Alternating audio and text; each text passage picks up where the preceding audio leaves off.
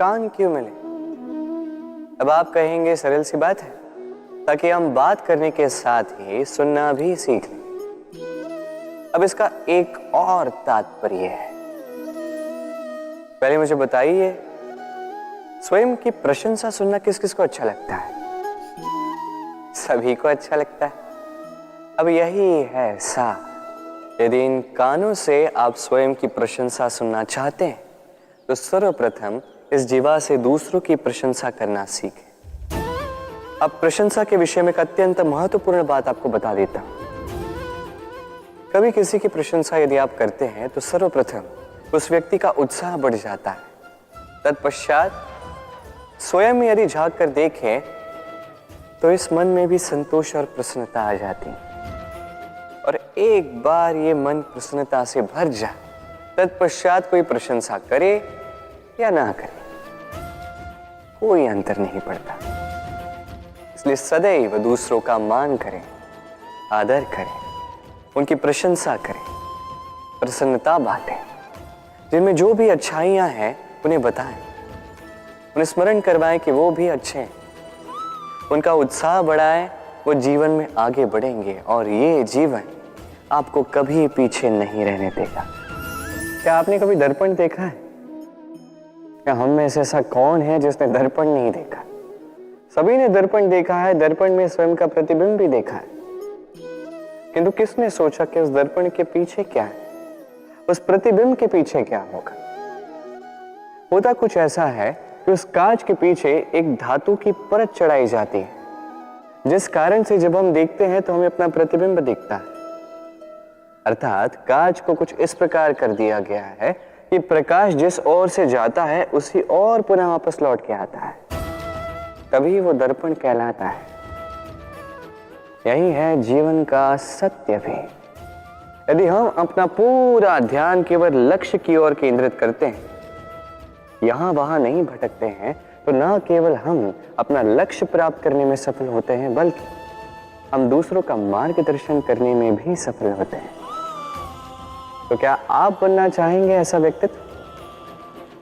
चयन आपका है।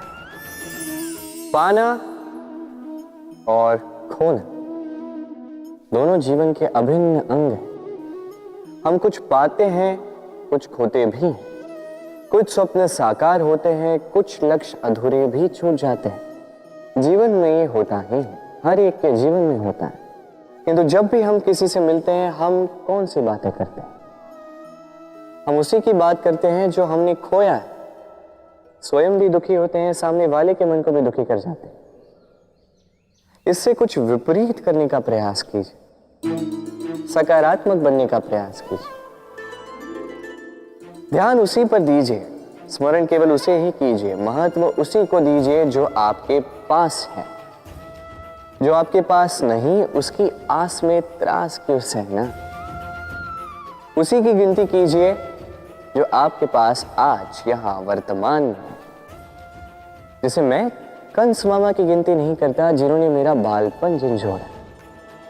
मैं गिनती करता हूं यशोदा मैया की, मेरे बलराम दाऊ की,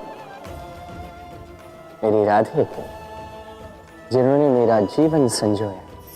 सोच, ये सोच सच बनकर सामने आती है, ये कठोर सत्य, क्योंकि सोच ही वो बीज है जो सत्य रूपी पौधे को जन्म देता है, उसे विकसित करता है। अब सोचिए, यदि ये बीज ये अकड़े का हुआ तो ये छाया नहीं, ये केवल कांटे देगा। वही यदि ये बीज बरगद का होगा तो वो एक ऐसे वृक्ष में विकसित होगा जो अनेक वर्षों तक अनेक पीढ़ियों को छाया देगा, पंछियों को घर देगा। उसी प्रकार ये सोच, यदि ये सोच छोटी सोच हुई तो आपको शंकाएं ही देगी। यदि ये सोच बड़ी हुई तो आपको समाधान देगी। तो सोच समझकर अपनी ये सोच चुनिए। ये सोच आपको शंका भी दे सकती है, समाधान भी दे सकती है। क्या चुनेंगे आप, शंका या समाधान? छोटी सोच या बड़ी सोच? चयन आपका है। जीवन और मृत्यु दोनों जीवन के दो अटल सत्य हैं, जिसने जन्म लिया है उसे मृत्यु प्राप्त होनी है, यही नियति। अब एक बात है, मृत्यु सभी को आती है, जीवन जीना सबको नहीं है।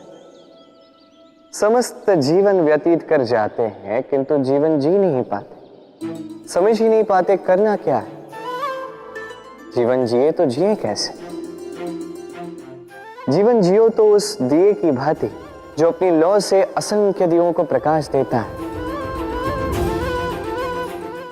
जो बुझते बुझते भी अंधकार से लड़ता है।